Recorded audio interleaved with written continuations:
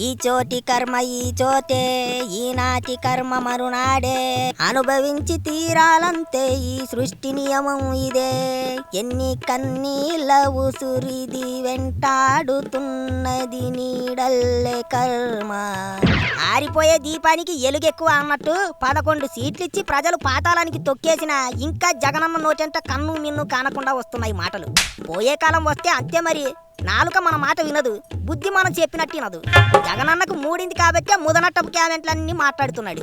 ఈ చిత్రమైన విషయం ఏంటంటే జగనన్నను ప్రజలు సిత్తుగా ఓడించినా ఇంకా భ్రమల్లోంచి బయటికి రావటం లేదు. ఓటమి నుంచి ఏ పాఠం నేర్చుకోవటం లేదు. ఇక్కడే ఉండవయ్యా మగడా, తాడేపల్లి కొంపలో పడి ఏడు అంటే వారానికి 5 రోజులు బెంగళూరులోనే అఘోరిస్తున్నాడు. బడ్జెట్ ప్రవేశపెట్టిన వారం రోజులకు తీరిగ్గా లింగుమంటూ వచ్చి గొట్టాల ముందు కూకున్నాడు. పోనీ ఏటైనా పనికొచ్చే విషయం చెప్పాడా అంటే పాడిందే పాట పాచిపల్ల దాసన్న అన్నట్టు ఎప్పుడు చెప్పే ఆ పాచిపోయిన పలావు బిర్యానీ స్టోరీ చెప్పాడు. అప్పట్లో జగనన్న ఏదో ప్రజలకు దోచి పెట్టినట్టు ఇప్పుడు బడ్జెట్ లో అది తక్కువైంది ఇది తక్కువైంది అని వంకలేడుతున్నాడు.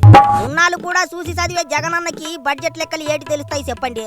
ఎవడో గొట్టంగాడు రాసిచ్చింది చదవటం తప్ప జగనన్న బుర్రలో గుజ్జుందా అసలు?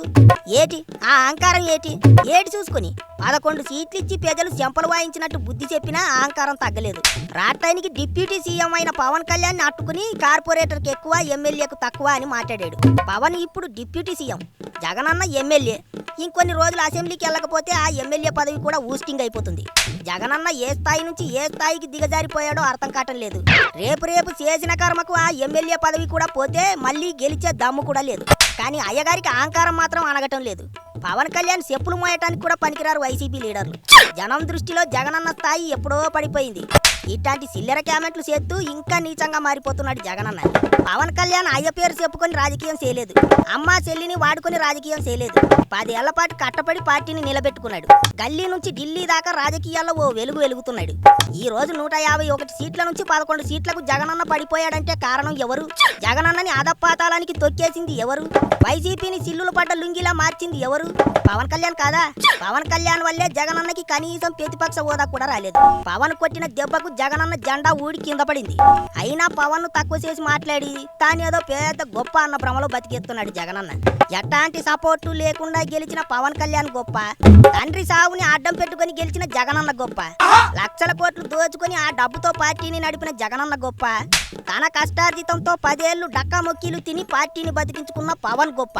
ప్రజలంతా గమనిస్తున్నారు. జగనన్న చేతకాని రాజకీయం, కుళ్ళు, ఈర్ష అన్ని చూస్తున్నారు.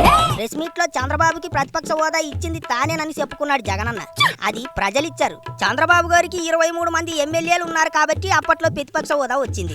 అంతేకాని అందులో జగనన్న ఇచ్చిందేటి బోడిగుండు. పవన్ కళ్యాణ్ లాంటి నాయకుడిపై సిల్లర మాటలు మాట్లాడి అహంకారంతో జగనన్న ఇంకా దిగజారిపోతున్నాడు. జగనన్న ఆహాన్ని అనిచేది మళ్ళీ ప్రజలే. ఈసారి 11 కాదు కదా, ఒక్క సీటు కూడా గెలవడు. అహంకారానికి ప్రతిఫలం అట్టా ఉంటుంది.